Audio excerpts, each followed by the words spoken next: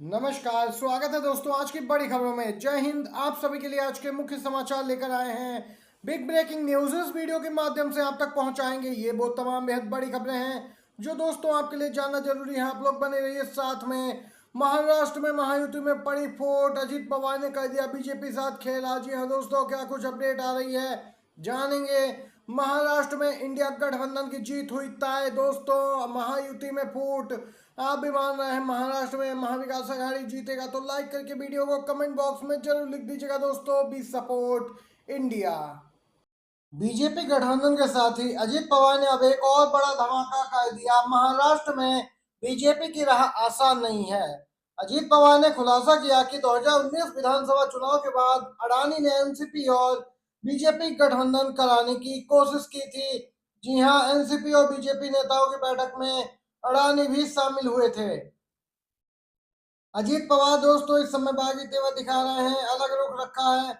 आपको बताएं दोस्तों, सोशल मीडिया पर लोग तो सवाल पूछते नजर आ रहे, क्या गौतम अडानी आधिकारिक तौर पर बीजेपी के लिए काम कर रहे हैं। एक इंटरव्यू में महाराष्ट्र के डिप्टी सीएम अजीत पवार ने कहा कि अडानी ने शरद पवार और अमित शाह के बीच मध्यस्थता करा के एनसीपी को एनडीए में शामिल करवाने की कोशिश की थी, लेकिन यह कोशिश नाकाम साबित हुई। दोस्तों आपको बताते चलें, राहुल गांधी के दावों पर अजीत पवार ने तो मुहर ही लगा दी। एक बात तो इस बयान से साफ है कि यहाँ पर बीजेपी लगातार उद्योगपतियों को फायदा पहुंचाकर अपनी सरकार बनाने की फिराक में रहती है, तो दूसरी तरफ उसके ही सहयोगी बड़ा खुलासा करते हैं, राहुल गांधी की बातों को सच साबित करने में लगे हैं। दोस्तों अजीत पवार ने मुहर लगा दी, राहुल गांधी ने इस प्रकार अडानी और बीजेपी को घेरा था। महाराष्ट्र को किसी भी कीमत में गुजरात से नहीं चलने देंगे, उद्धव ठाकरे ने बीजेपी को घेरा। महाराष्ट्र की जनता महाराष्ट्र के यहाँ पे सरकार तय करेगी, गुजराती नहीं। जी हाँ दोस्तों, इस पूरे मामले पर बीजेपी को सीधे तौर पर कहें तो गृह मंत्री और पीएम मोदी को घेरा है उद्धव ठाकरे ने, और कहा कि महाराष्ट्र को किसी भी कीमत में गुजरात से नहीं चलने देंगे। चुनाव आयोग राहुल गांधी को प्रचार के दौरान झूठ बोलने से रोके और डांटे। बीजेपी ने चुनाव आयोग को दूसरी तरफ शिकायत की। जी हाँ, बीजेपी भ्रामक विज्ञापन दे रही, प्रचार दे रही है और झूठ फैला रही, उसका कुछ नहीं। तो दूसरी तरफ राहुल गांधी जब सच बात बोलते हैं तो बीजेपी उसे भ्रामक बताकर चुनाव आयोग पहुंच जाती है। बीजेपी पहुंची चुनाव आयोग की, चुनाव आयोग राहुल गांधी को चुनाव प्रचार के दौरान झूठ बोलने से रोके और यहां पर उनके चुनाव प्रचार पर बैन लगाए। दोस्तों इस प्रकार की मांग बीजेपी कर रही है। आप देख सकते हैं किस प्रकार से बीजेपी ही यहाँ पे झूठ फैला रही है, नफरत भरे भाषण बीजेपी नेता दे रहे हैं, लेकिन कार्रवाई की मांग बीजेपी वाले राहुल गांधी पर कर रहे हैं। दोस्तों आपको बताते चले, महाराष्ट्र की राजनीति में लगातार उठापटक देखा जा रहा है। जब विपक्षी नेताओं को चुनाव प्रचार करने से रोका जा रहा, इसी क्रम में उद्धव ठाकरे को दूसरी बार यहाँ पे दोस्तों चुनाव आयोग की तरफ से तलाशी ली गई है। शिवसेना चीफ उद्धव ठाकरे दूसरी बार उस समय भड़क गए जब उनके हेलीकॉप्टर की एक ही दिन में चुनाव आयोग के अधिकारियों ने दूसरी बार तलाशी ली।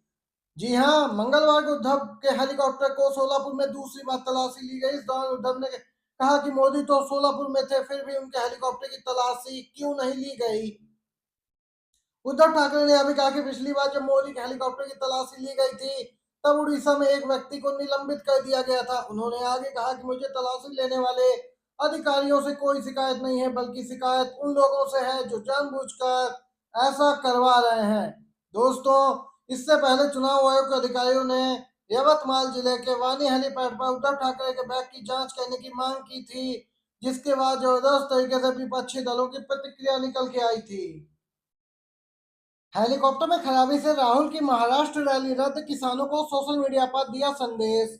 कांग्रेस नेता राहुल गांधी की महाराष्ट्र में चुनावी सभा होनी थी, लेकिन अपनी पहली रैली में तकनीकी खराबी के कारण हिस्सा नहीं ले सके राहुल गांधी। यह रैली मुख्य रूप से सोयाबीन किसानों के साथ बातचीत करने के उद्देश्य से रखी गई थी।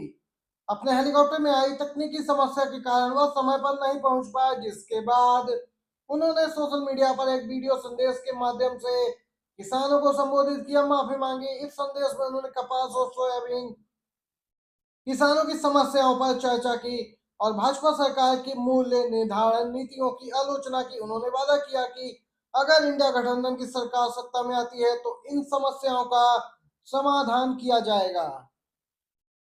ये सोशल मीडिया के जरिए लोगों को संदेश दिया है। महाराष्ट्र के लोगों के लिए दोस्तों वीडियो जारी किया राहुल गांधी ने। मुंबई में प्रचार से लौटते समय सीएम शिंदे को दिखाए गए काले झंडे, इनके काफिले के आगे लोगों ने किया जबरदस्त प्रदर्शन, पुलिस ने बल प्रयोग कर खाली कराया रास्ता। महाराष्ट्र में एनडीए की क्या स्थिति है, आप इस खबर से इसका अंदाजा लगा सकते हैं कि महाराष्ट्र विधानसभा चुनाव को लेकर जहां सरगर्मी तेज है, चुनाव प्रचार जोरों पर है, पार्टियां प्रचार में जुटी हैं। इसी बीच प्रचार करने गए सीएम एकनाथ शिंदे को मुंबई में लोगों ने काले झंडे दिखाए, साथ ही उनके काफिले को रोका गया। और दोस्तों यह मामला बीते सोमवार रात का है। खबर के मुताबिक सीएम शिंदे मुंबई के चांदीवली विधानसभा सीट से अपने विधायक के चुनाव प्रचार के लिए गए थे, लेकिन जब वापस आ रहे थे चुनाव प्रचार करके तो लोगों ने इनकी गाड़ी का घेराव किया, इन्हें काले झंडे दिखाए, इनके खिलाफ नारेबाजी की। पुलिस ने बल प्रयोग करके दोस्तों रास्ता तो खाली कराया और साथ ही कुछ लोगों को हिरासत में भी ले लिया।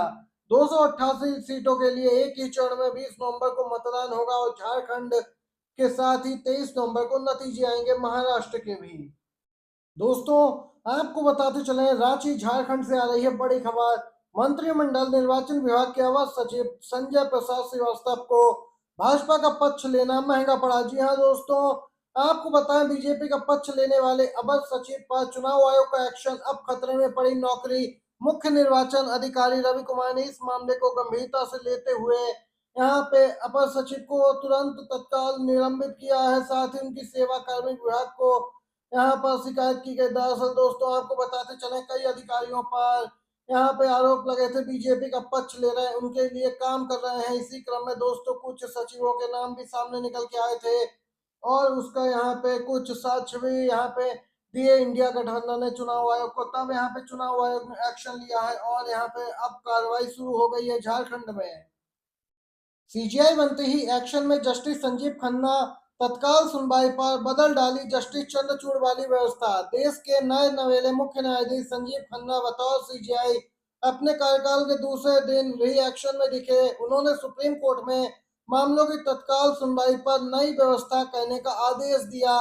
उन्होंने कहा कि मामलों को तत्काल सूचीबद्ध करने और उन पर सुनवाई के लिए मौखिक उल्लेख करने की अनुमति अब नहीं दी जाएगी। उन्होंने वकीलों से इसके लिए ईमेल या लिखित पत्र भेजने का आग्रह किया। आमतौर पर वकील दिन की कार्रवाई की शुरुआत में सीजीआई की अगुवाई वाली पीठ के समक्ष अपने मामलों पर तत्काल सुनवाई के लिए उनका मौखिक उल्लेख करते रहे हैं। अब यहाँ पे इसमें बड़ा बदलाव देखने को मिलेगा, नई व्यवस्था करने का नए सीजीआई ने आदेश दिया है।